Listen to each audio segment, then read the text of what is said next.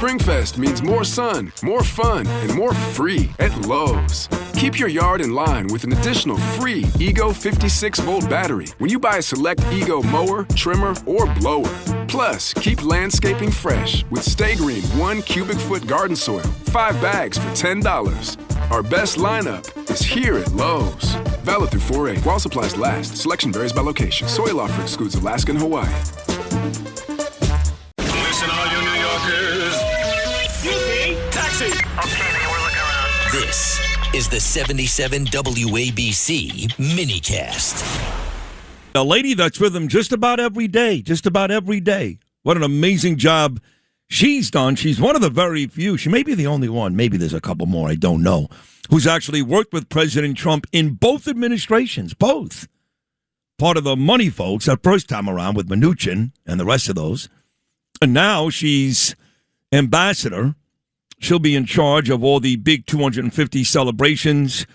And anytime you see some impressive person from another country, and sometimes the word impressive is subjective, but whether it's Bibi or Putin or Zelensky, any one of these people, you'll see this lady welcome into the White House. She's got an amazing job, and she's great at it. And she's a friend of mine for a long time, and she's a New Yorker, Monica Crowley. And she was not happy with a video that a lot of New Yorkers saw on Saturday night at the annual Mayor's Yuck Fest, the Inner Circle. When I say not happy, maybe an understatement. You sent me an unprovoked text. You were shocked when you saw that. Is that not true, Monica? Well, good morning. Good Sid. morning. It's always great to be with you, of course. And thank you for that phenomenal introduction, as always, my friend. All true. Yeah. Thank you. You know, I sent you that video of Curtis Lewa, with Mayor Mamdani, and I was like, what is actually going on here? Like, what is happening? Yeah. And, you know, I've gone way back in radio. I started on WABC right after 9/11. I had my own show on WABC, and Curtis was always lovely to me. Curtis was always incredibly supportive. He was a friend. He cheered me on, and I really appreciated that support and friendship. That's why, and when he ran for mayor, I was like, great, go get him. And then the whole dynamics changed, and we know how that all worked out. So now that the election is over, I mean, I would think that everybody on our side would understand that we are in a war here. This is not tiddlywinks. This is not politics from, say, the 1980s. You got Ed Koch running around and then Dinkins. This is a war that we are in for the very future, not only of New York City, New York State, but of the country and really of the West. And what the current mayor represents is the other side of that war for our civilization, for our republic. And to have people on our side just go and solicit him, I mean, look, if you've got business in the city and you got to deal with his administration, that's one thing. That's John. That's John. Understand. Right. That's John Catsimatidis. That's right. That's right. Exactly. And look, President Trump has had him in the Oval Office. So, you know, you got to, if you're in positions like that, where you have to have those conversations, I completely get it. And look, the president is like, listen, I'm going to give the guy a chance. Maybe he'll surprise us. But if he doesn't, I'm going to come at him with all barrels blazing, right? But I don't understand why people who are not in that position would solicit him. I don't understand it. There's no explanation. There's none. And, you know, you say our side, and me too. I've been friends with Curtis for a long time. And I give him credit all the time. He was one of the people that actually told Chad Lopez, bring Sid back. He did. He really did. And I put him on the air every day. They don't want him on the air every day here, to be honest. They didn't.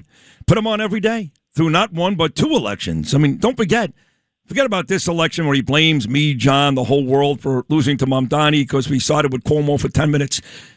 The election before that, he lost by even more to Eric Adams. He wasn't blaming me and John back then. So he's now run twice, and he's gotten humiliated, not beaten, humiliated by Adams, Cuomo, and Mamdani. So maybe it's not me or John, or maybe it's you. But I've always liked the guy, but he's not one of us.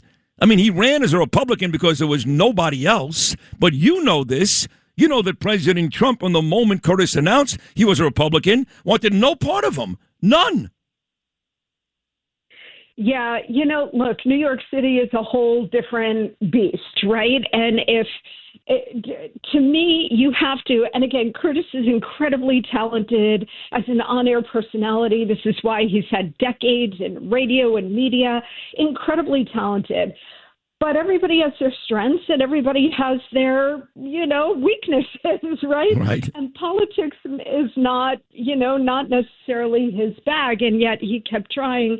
And, I'm all for people trying to live their dream. I'm living my dream right now with President Trump, literally my dream. However, to get to my original point, Sid, which is we are in a battle for the future of the West. And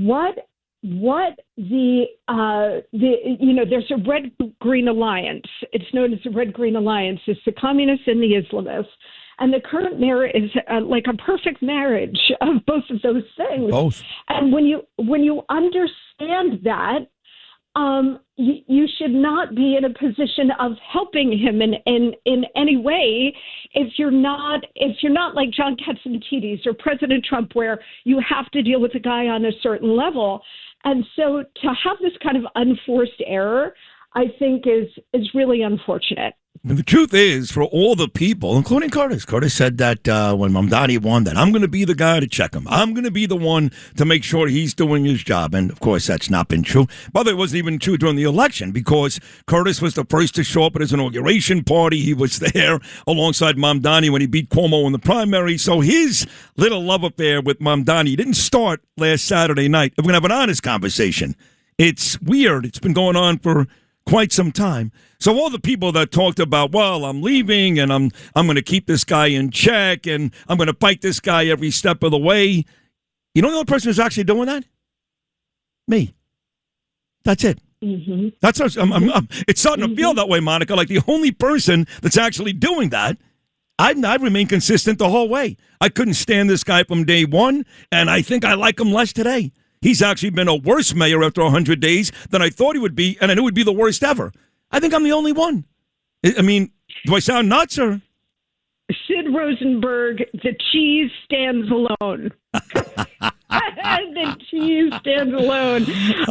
Listen, you've got tremendous courage. You've got big guts, and you always have. And this is exactly why you're number one in New York City on WABC in the morning and across the board. You're just, you see things very clearly. And look, a lot of people don't want to go up against power because they're afraid of retribution. A lot of people don't want to speak the truth because they don't want to get canceled. A lot of people just want to live their life.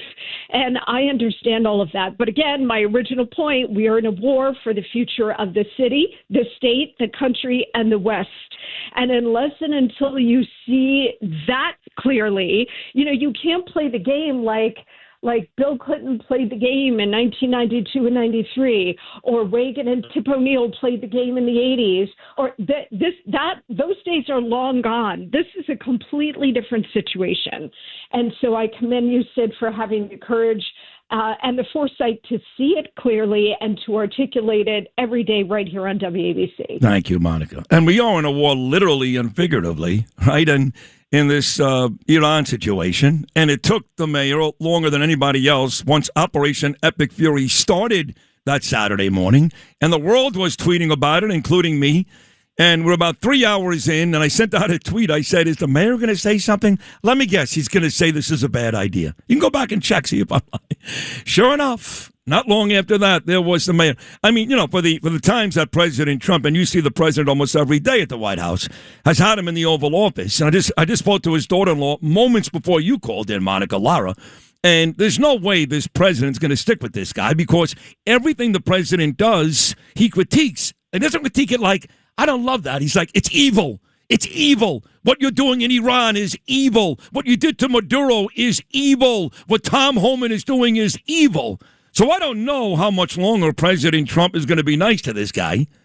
I know President Trump loves New York, wants to fix New York, but this guy at every opportunity hammers the president and uses verbiage that is not very nice. Well, the president is very smart, and he's also very wise. Those are two different things. You can be book smart, but not wise. President Trump is both. And he is the ultimate political animal, even though he had never run for anything before when he chose to run back in 2015, right? There's a reason why I believe he won 3 landslides for president of the United States. And you're going to get the facts on 2020 here pretty soon also. Oh, wow. And that is because he is so savvy. He is so savvy. And he knows that this guy, he's been elected mayor of New York City. New York City is really the crown jewel in terms of cities in America. It's the financial capital. It's the capital of culture and excitement in America. And the president knows this. And what he wants to do is be able to say, I gave the mayor a chance. I had him in the Oval Office. I've talked to him. I've tried to give him some wise counsel.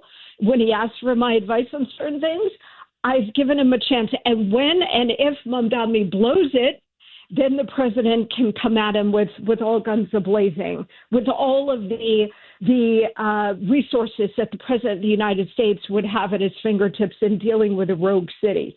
Let's give it a little breathing room. Let's see how Mamdani performs, and then let's see how the president responds.